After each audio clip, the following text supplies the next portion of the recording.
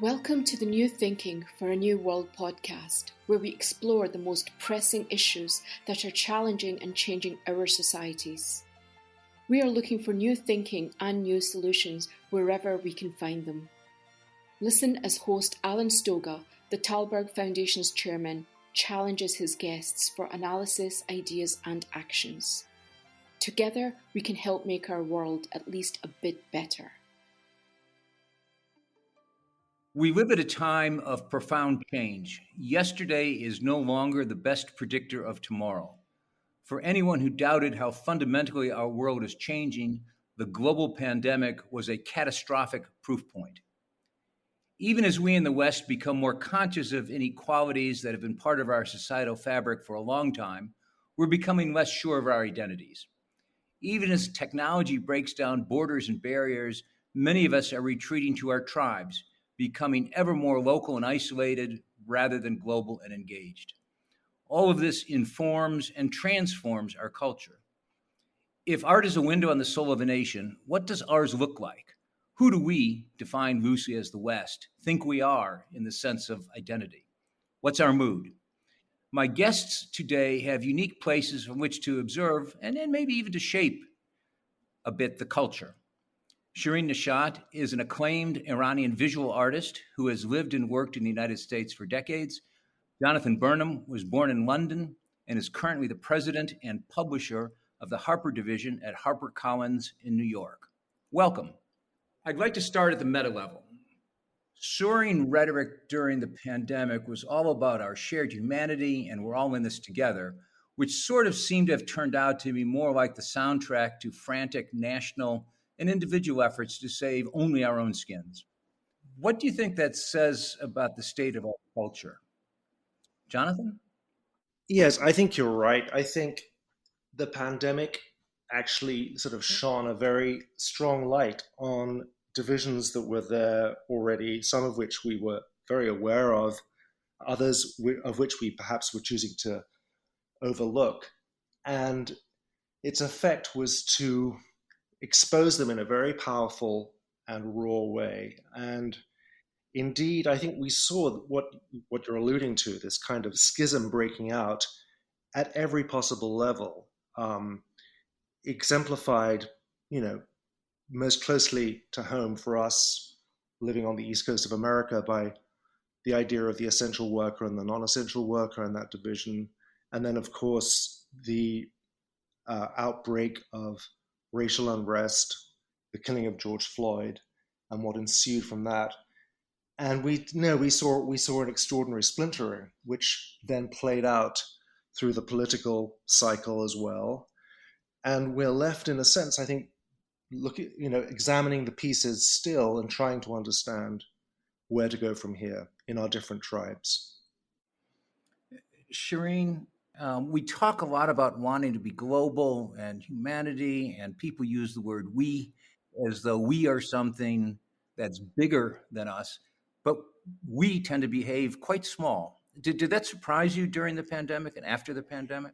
Well, I have to go back to explain how I approach life and art in general, is that I personalize the journey that I go through as a human being, and my work becomes sort of an expression of what journey I take dealing with those crises. And I don't know how it is for the other artists, but I've felt that all my life I've had to approach political crisis and just important issues that have transformed my life very often.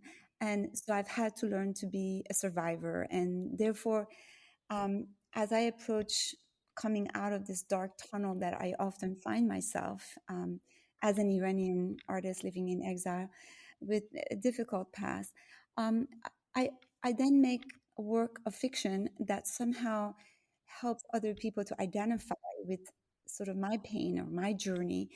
And therefore, I feel the art or the fiction becomes this meditation or this relationship between myself and my audience by sharing where I went with my journey, coping with the crisis.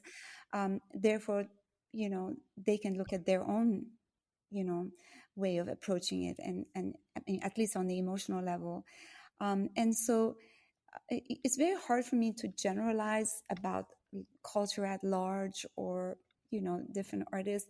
It's just, this has been the way that I have been able to be an artist, to face my own anxieties, fears, angst, and hopes, and really fall very deep in that dark tunnel, but find that my imagination actually is my savior, and finding hope in creating work that resonates with me, but possibly could inspire and provoke other people, but never is a sure thing. But that's the way I approach dealing with crisis, and I think my work it's really a manifestation of that.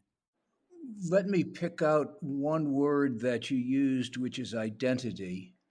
You had a fabulous retrospective at the Broad in Los Angeles, and then that moved on to the Museum of Modern Art in Fort Worth. And the description talked about your exploration of identity.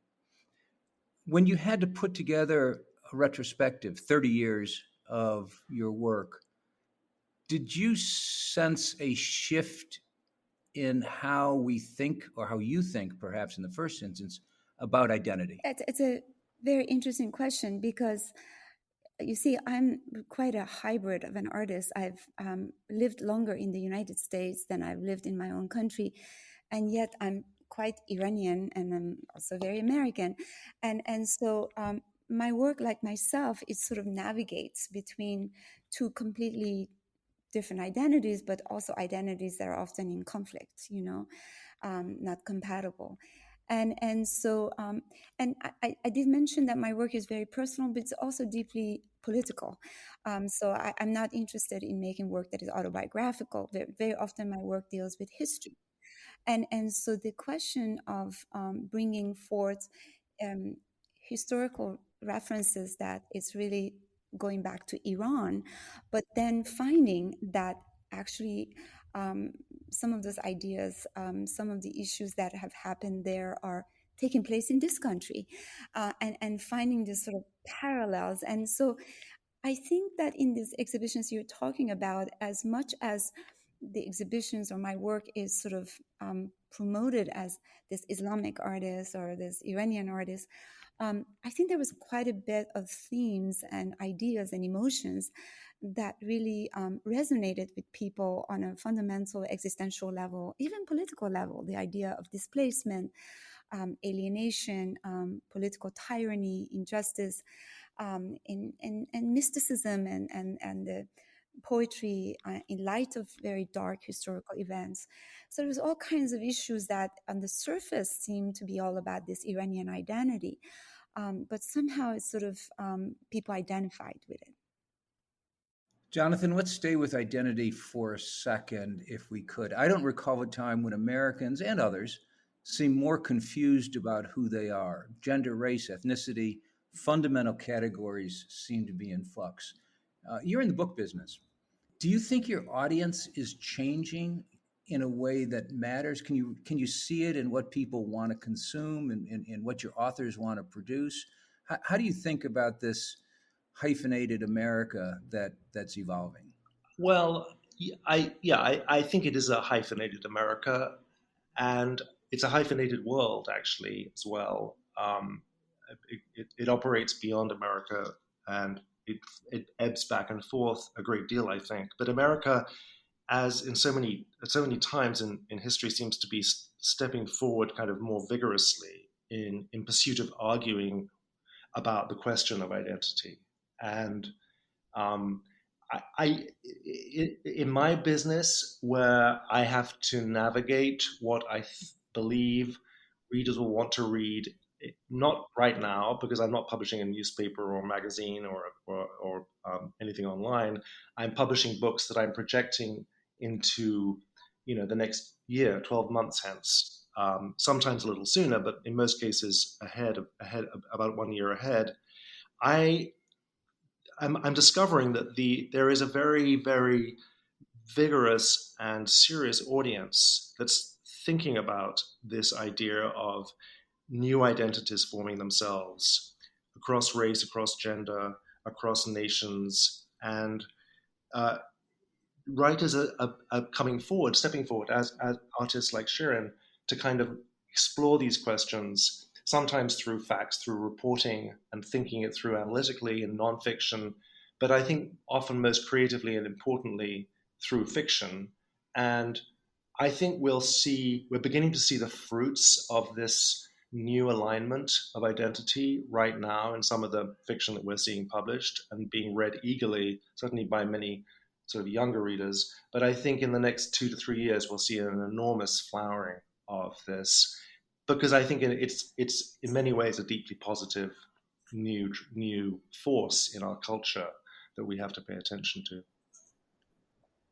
So, in terms of this focus on identity, thinking about identity, you would argue that it is a positive, it is a freedom that allows us to explore outside constraints, as opposed to reflecting deep angst and uncertainty in the society. I think it arises at certain levels from deep angst, but I think it can also be perceived at another level as a kind of reassertion of confidence and faith in a future where people can have the right to choose identities that are difficult and complex. I mean, I'm thinking specifically right now about gender or sexuality, but it applies in other spheres as well.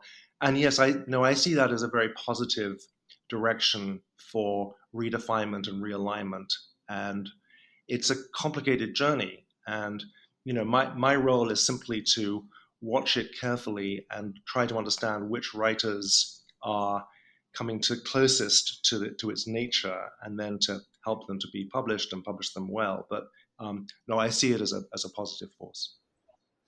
I'm glad you mentioned nonfiction and fiction, because I'd like to explore that a little bit, both in terms of books, but also more generally in terms of the society.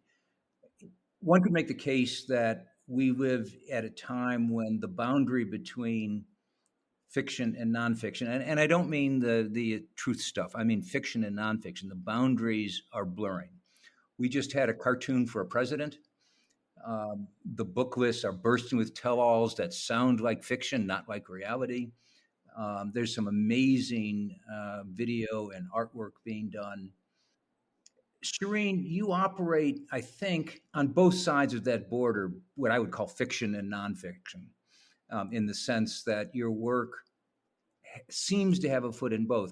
Yes, for the longest time, I only made fictional work. And then about a decade ago, I was invited to do a commission. And I went to Egypt, and I started to, for the first time, find myself as a reporter, sort of, where I would say the work became like a docudrama, where I recruited Egyptians after the revolution, the Egyptian revolution, and I began to interview them and photograph them, learn about their dilemma, and really share also my story and allow them to trust me. And this became incredibly powerful bonding between me and my subject. And that became very addictive, where I no longer wanted to bring people to my studio or models or friends, but go out and recruit people. And so my last project you just mentioned is both a movie and photographic project and video called Land of Dreams. I actually went to New Mexico, and I went door to door, or I basically collected people who would be willing to let me photograph them, but also interview them and collect their dreams. I mean, that was a highly, sort of conceptual project, but I was interested in an idea of what is American people's nightmares these days and what are they dreaming about. And of course, people were very shocked, but also very amused. And so I had to first appeal to them, and they were actually people who were functional, not functional, poor, men, women, old, young, children, Native Americans, African Americans, white, Hispanic immigrants. And so the diversity of people that I had to talk to and get to know, it was so much unlike anything else I've ever done. Where I felt that there was a sincerity, there was an honesty, but yet we were making fiction. This was a work of art, but it was founded in real material. And And I mean, just I don't think that I could ever, completely let go of developing ideas that somehow takes me to encounter real people dealing with real issues. And that somehow maybe that was for myself facing some of my own issues, that by meeting other immigrants and other people really helped me face them. But yeah, it's become very interesting to approach documentary in that way. Shirin, can I ask? I'm curious. Shirin, how did you explain to your subjects what kind of project they were participating in terms of that line between, you know, nonfiction truth and then your imaginative working of it? Yes, I have to say that first I had to make a good introduction of myself. I would bring a book. I would explain my own history as an Iranian living in exile. And let's say for the Native Americans, they never met an Iranian before. I never met a Native American. And we began to share our history. And actually, we found we had so much in common, how we felt, all of us, so displaced. And we began to talk about some of these elements. And then slowly, when I said about my obsession with dreams and how I truly believe that dreams are a projection of our fears, our anxieties, and they're quite universal and they cross all kinds of boundaries. And I'm just so eager to know, what are they thinking about? What are they dreaming about? And I've, of course, there were people who literally just came for a little money we were offering, but they even opened up. There was something about the sincerity of the artist bringing herself to their level and just saying, "Look, I want to be your friend and I want to hear your story." And it just, I can't even describe it. It was really very incredible experience. That's a pretty conservative part of the country. What was your overarching impression of the people?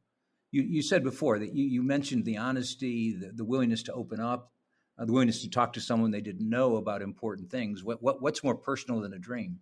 Yeah, I mean, I have to say that I was very conscious that I was going to New Mexico, which is one of the poorest states in America, and demographically one of the most diverse, and and and that, of course, the landscape so much resembled my own country. So there was romantic ideas, there was political ideas, and my idea was really to create a sort of a portrait of America in the way that I saw it, in the pain and the good and bad. And I felt that I could focus in one state and bring together people of diverse ethnic and religious background, and also economic backgrounds, and be able to talk to all of them, to photograph them. And I even went door to door to people's homes and introduced myself and asked them if I could film in their house and if they could play in the film. And they did. And I was told, for example, never go to a reservation, and that they are very unfriendly to outsiders or people who are making art. It was just the opposite. And I think is that there was this level of transparency and the humanity about this project, and that they trusted me, that I was also very vulnerable, especially at the time that we were going through the election, and actually was during the pandemic, and that we were all on the edge. Incredible amount of discrimination, racial discrimination, and my subjects were all on the edge like I was. So we were able to share our stories, our anxieties, and but the main focus was, tell me your dream, your latest dream. What are you thinking about? What are you dreaming about? And that was really beautiful. If you feel that the world lacks global leaders, please help support the Thalberg Foundation programs. Individual donations are being accepted at thalbergfoundation.org/donate. That's TALLBERG foundation.org/donate. Jonathan, I'd like to go back to something you touched on a couple minutes ago. Your job, by definition, is to try to bring to the market projects which will be interesting, not today, but 6, 12, maybe even 18 months from now. That means you have to somehow have a sense of the zeitgeist that's good enough to make those choices. How do you do that? Well, actually, you have to work with a group of people from as diverse backgrounds as possible, who are representing different areas. I can't possibly be a kind of universal weather vane in every field. I publish, a lot of books in different areas: business and health, general nonfiction, politics, science. But I have a team of unbelievably smart people who navigate those fields and pay very close attention to what people are thinking about and what they believe will be still significant in a year's time or 2 years' time, sometimes even 3 years' time. Sometimes, major book projects often take a long time to research and develop.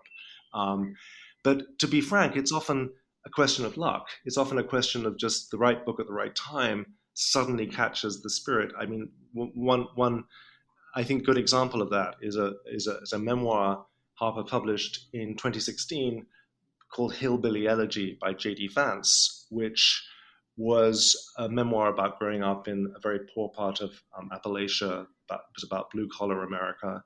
An extraordinary piece of work. Probably at another time, its sales might have been strong, but not extraordinary.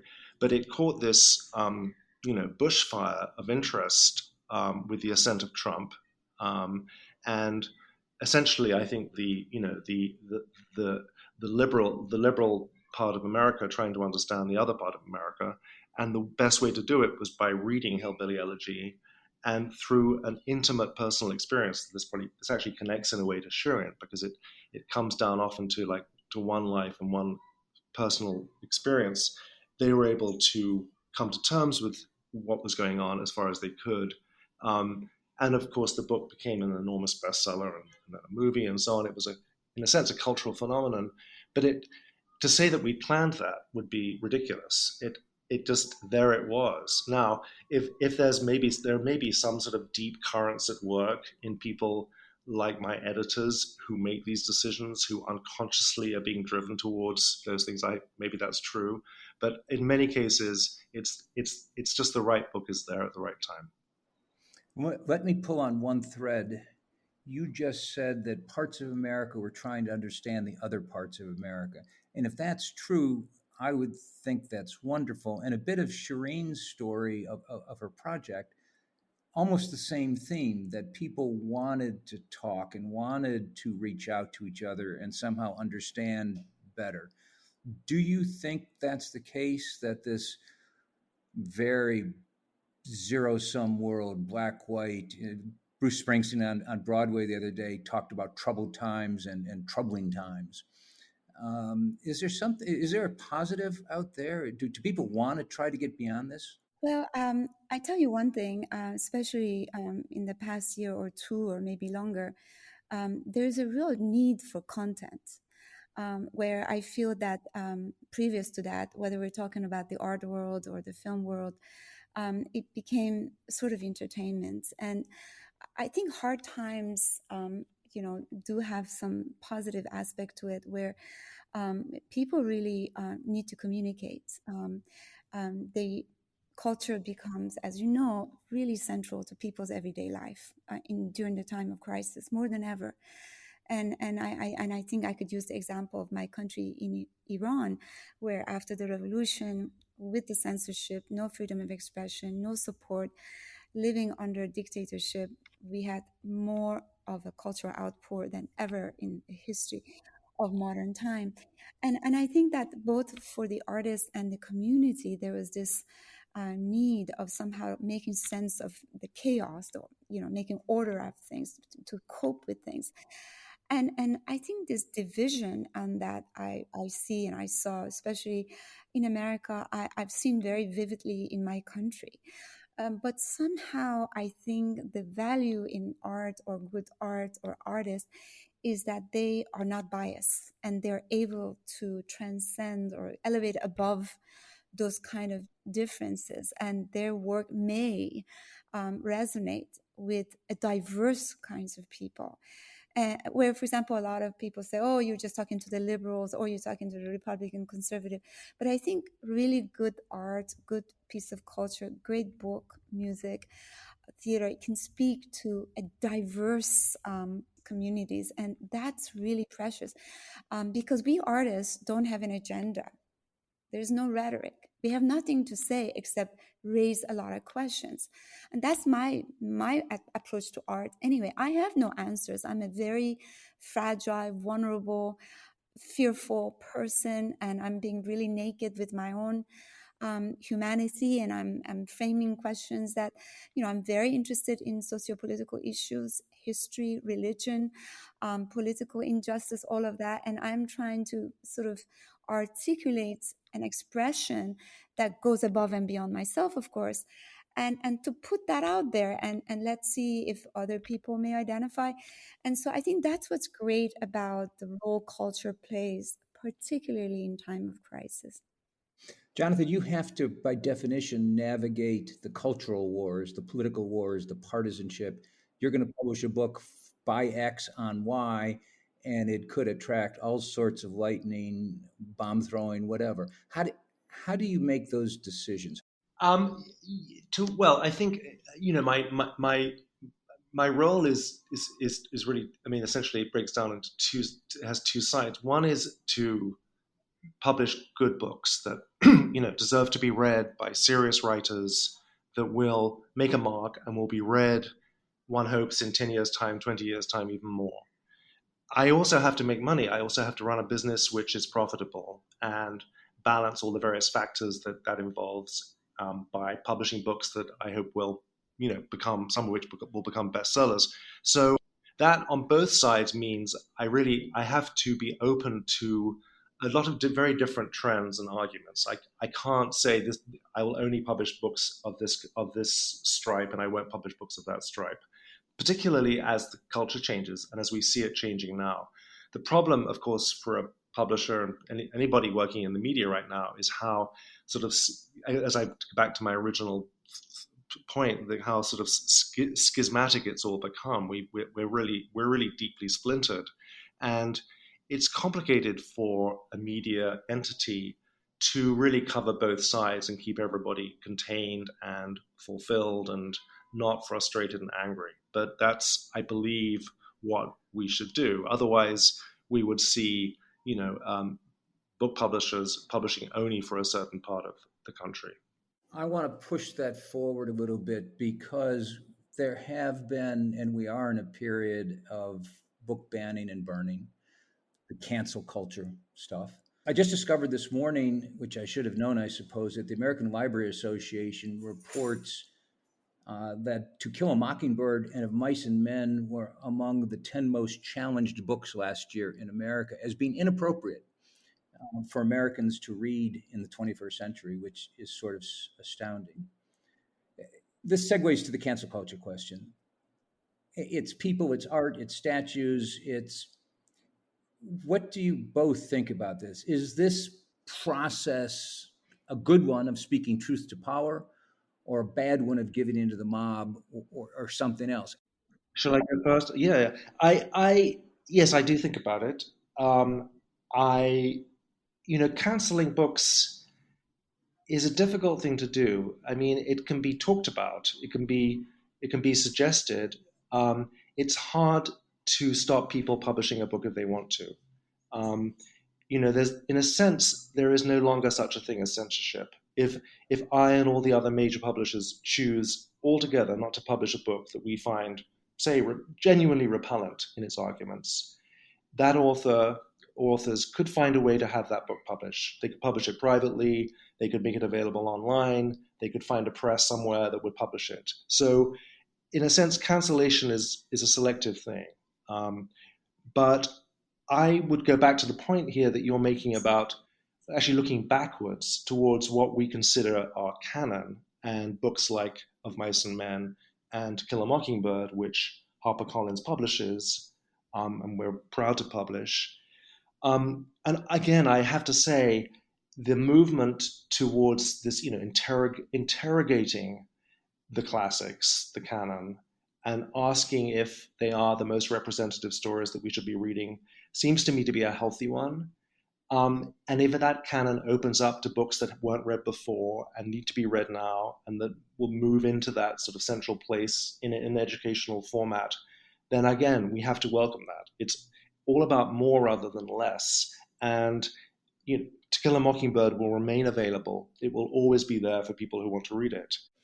Shirin, we've seen political movements around the world destroy the great statues, the images of Buddha, others. And more recently, we've seen in the United States, and as well as in England and on the continent, statues defaced, pulled down, covered up, etc. How do you, as an artist, react to that? Well, Alan, I'm an example of, an artist that has been sort of a victim to the Iranian government's decision that my work is problematic and therefore banned, and even my own return to Iran is impossible. So, I come from a culture where, a critique of my work or even the grasp of my work, it's very deeply problematic. But also, you were talking earlier about, are we as artists conscious of our audience? I would like to say no. But at the same time, what I have in my back is the multiplicity of the audience. Or in the one hand, I have the Iranian government in my back. And since my family live in Iran, and I don't want to put them at risk, I would never want to make anything so subversive that they will have problem. Then you have the Iranian people who could also are very divided. Some people, support my work. Some people dislike the work. Then in the American public, where a lot of people misunderstand the work, or they don't get the nuances or the political or metaphoric use of my work, then you have the art critics or film critics who, may or may not, be able to see the work for its entirety. So I've learned that I have to walk through these very fine balances and expect that a lot would be lost in translation, and that my work has often been very misunderstood and by the Western media, by Iranian people, by the government of Iran. But so I've just learned to go along, sort of moving through all these different opinions and these different misconceptions, and sometimes, if I'm lucky, very good interpretations. And that's been a way of life where I think, if you think about another American artist, a native, someone who's born in this country, won't have such an issue in respect to their work. But I happen to have that and I think it's not just me. I mean, you think about any Iranian artist living in Iran or outside, we're often dealing with fear of the government, fear of being harassed, arrested, tortured, and so that fear is very much in our psyche, even if we live outside. And it's quite unfortunate, but at the same time, it really makes you feel that you're making art not just for the economic factor, not just for the success, but that you're really truly a communicator to many different communities. And you take a great responsibility for that, even if often you fail or the work doesn't resonate. Thank you. Let me end with an historic question. We are 100 years away from the Roaring Twenties.